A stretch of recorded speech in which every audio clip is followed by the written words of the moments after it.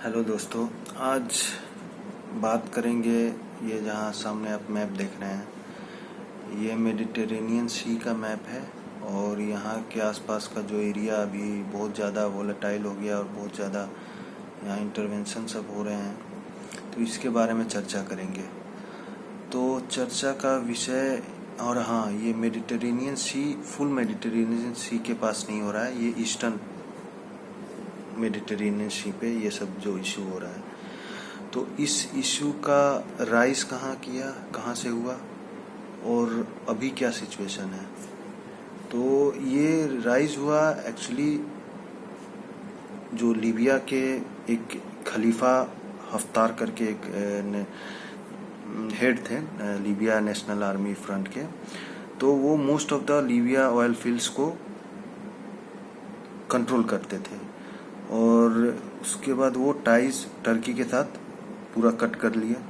और टर्की तो पता ही है, इंडिया के साथ भी रिलेशन अच्छा नहीं है। तो वो फिर उसको वहाँ टर्की ने लीबिया में अटैक्स, मतलब कुछ अपना शिप्स ये सब भेजना चालू किए। तो फिर वहाँ पे एग्रीमेंट साइन हुआ 2019 में। और हाँ, इससे पहले बता दें, यहाँ पे साइप्रस भी है एक, तो साइप्रस का भी रोल बताएंगे आगे। तो ये हाँ 2019 में साइन होता है पैक्ट।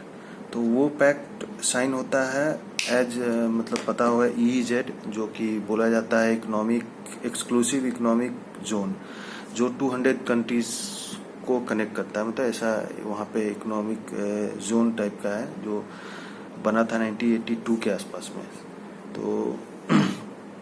तो वो एक एग्रीमेंट साइन होता है EEZ के एग्रीमेंट के उसी अंतर्गत।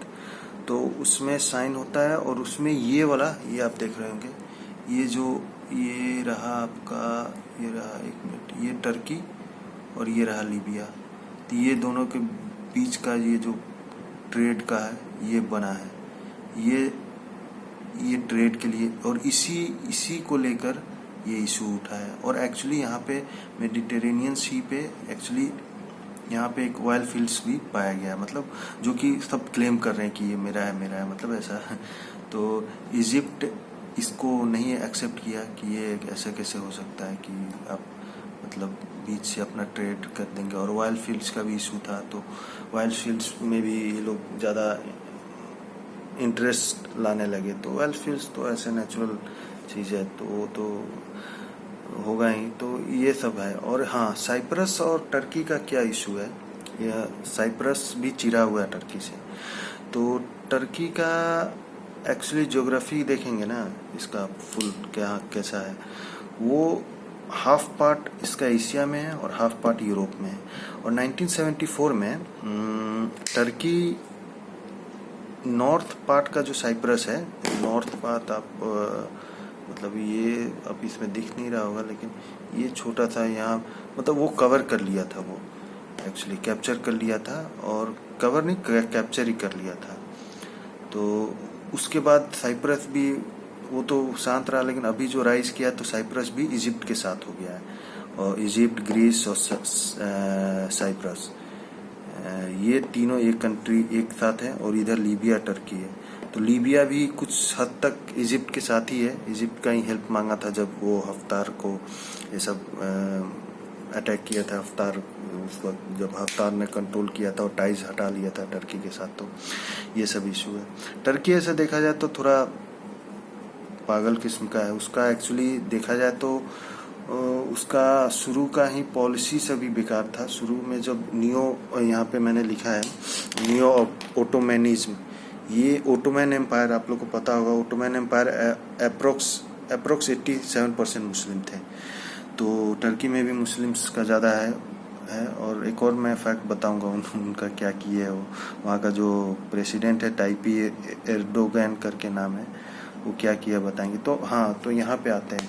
तो नियो ओटोमैनिज्म, तो यहाँ रिलीजन और एक्सट्रीम फॉरेन पॉलिसी के लिए जाना जाता है। तो ओटोमैन एम्पायर भी ऐसा ही था। तो रिलीजन थोड़ा ज़्यादा वहाँ पे स्ट्रिक्ट है और रिलीजन में मुस्लिम्स हैं, और एक्सट्रीम फॉरेन पॉलिसी इतनी एक्सट्रीम है कि वहाँ पे जो ट्रेड और ये सब जो था वही चीज़ को अभी भी इंस्पायर्ड है वो, मतलब नियो ओटोमैनिज्म से टर्की इंस्पायर्ड है। तो वो अभी भी पॉलिसी बहुत स्ट्रिक्ट रखे हैं, कोई भी कंट्रीज को टैक्सेस ये सब रिलैक्सेशन नहीं देते हैं। और हाँ, जहाँ तक इनका बात करें, अपना महानुभाव हैं टर्की के प्रेसिडेंट, इन्होंने क्या किया है, हगिया सुल्तान करके एक चर्च था, तो टर्की का पता होगा कैपिटल अंकारा है, तो वहाँ हगिया सुल्तान करके हगिया सोफिया करके एक चर्च था, तो उस चर्च को उन्होंने मॉस्क में बदल दिया। बताइए ये क्या मतलब। तो ये सब एक तरह से डिक्टेटरशिप भी बोल सकते हैं। तो ये चाइना का ही इफेक्ट है टर्की पे, जो ये ऐसा कर रहा है, क्योंकि चाइना भी देख रहे हैं पूरा कवर करना चाहता है, सिल्क रूट बनाया है उसका। मॉडिफाइड सिल्क रूट आपको पता ही होगा, कुछ ऐसा है, ऐसे यहाँ श्रीलंका, इंडिया वहाँ साथ नहीं दे रहा, और यहाँ पे ऐसा कुछ सिल्क रूट पहले ऐसे था, ये मतलब ये इंडिया हुआ, ये श्रीलंका और ये चाइना, तो पहले ऐसा था। अब ये कुछ न्यू सिल्क रूट अपना रहे हैं, पूरा लगभग 160 कंट्री को कवर कर रहे हैं, ऐसा ही कुछ है। तो वही चीज़ अब टर्की भी है, टर्की भी कर रहा है। जोग्राफिकली भी इसको प्रॉफिट मिलता है कि आधा एरिया एशिया में तो आधा इसमें है यूरोप में। और इसको यूरोप में एक चीज़ और बता दूँ, यूरोप में इसको सिक मैन ऑफ द यूरोप बोला जाता है। ये एक तरह से ट्रिविया फैक्ट है। तो इसके वजह से फिर टर्की का इशू इजिप्ट के साथ अभी चल रहा है, जो मेडिटेरेनियन सी का, तो ये इशू ऐसा राइज किया, कैसे हफ्तार का रिलेशन हुआ उसके साथ ख़त्म, फिर 2019 में पैक्ट साइन हुआ, और फिर ये आप जैसा देख रहे हैं लाइन, ये सब यही है इजिप्ट का, ये नहीं चाहता ऐसा, ये रेड लाइन देख रहे हैं, यही इजिप्ट का इशू है। तो ये सब है। और हाँ, ये टर्की का अरब्स के साथ भी बहुत ज़्यादा प्रॉब्लम्स है। तो टर्की, क्योंकि इजिप्ट अरब्स को भी सपोर्ट करता है, तो टर्की, ये इंटरनेशनल रिलेशंस अगर पढ़ेंगे तो बहुत ज़्यादा डिटेल में तो ये सब पता चलेगा। और हाँ, एक और छोटा फैक्ट बता दूँ, मतलब बहुत कम लोग को पता है कि अरब्स मतलब क्या होता है।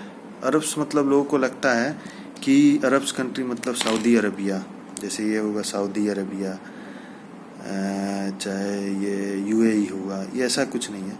अरब्स मतलब सिंपल याद रखिए, मीना, मैंने यहाँ लिखा है MENA, M for Middle, E for East, N for northern, A for Africa. So Middle East, northern Africa, ये एक्चुअली फुल फॉर्म है। मतलब फुल क्या मतलब, इसको कवर करता है अरब्स कंट्री, इसको बोला जाता है अरब्स कंट्री।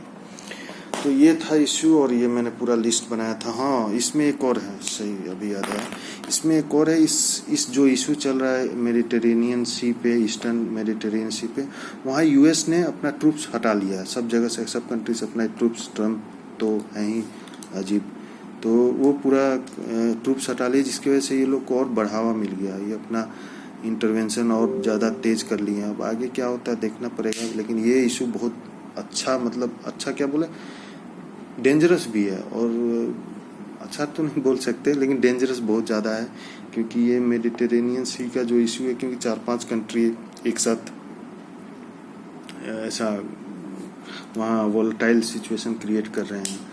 और आगे इसमें इंडिया का क्या इसका रोल रहेगा, ये तो आगे पता चले। इंडिया का तो शायद नहीं कुछ होना चाहिए। तो यूएस ने ट्रूप्स हटा लिया है, तो इसके वजह से इन लोग को बढ़ावा मिला। ऊपर से देखा जाए तो यू का पता होगा, ब्रेग्जिट वाला इशू, बोरिस जॉनसन वाला। तो बोरिस जॉनसन भी पागल ही थे पहले, लेकिन अब थोड़ा ठीक हो गए हैं। तो ब्रेग्जिट वाला जो इशू था, वो यू भी अपना खुद ही, मतलब खुद को ही पहले संभाल रहा है, और यू से पहले ये यूके हट गया, तो यूके कोई यूएस कोई साथ नहीं दे रहा है इस इशू में। और इशू में मतलब साथ क्या देना, मतलब कोई इशू को हाई लेवल तक नहीं ले जा रहा है। तो ये लोग खुद ही में अपने में ये इशू को सॉल्व कर रहे हैं, और ये मिलिट्री ये सब इंटरवेंशन सब हो रहा है, बहुत सारा ट्रूप्स भेजा जा रहा है आसपास, ये साइप्रस हुआ, यहाँ ग्रीस हुआ, टर्की हुआ, ये सब जगह हो रहा है। तो आगे देखेंगे। चलिए अब फिर नेक्स्ट लेक्चर में बात करेंगे इजराइल और पैलेस्टीन के बारे में, वहाँ क्या था हिस्ट्री और कैसे क्या हुआ। ठीक है, थैंक यू।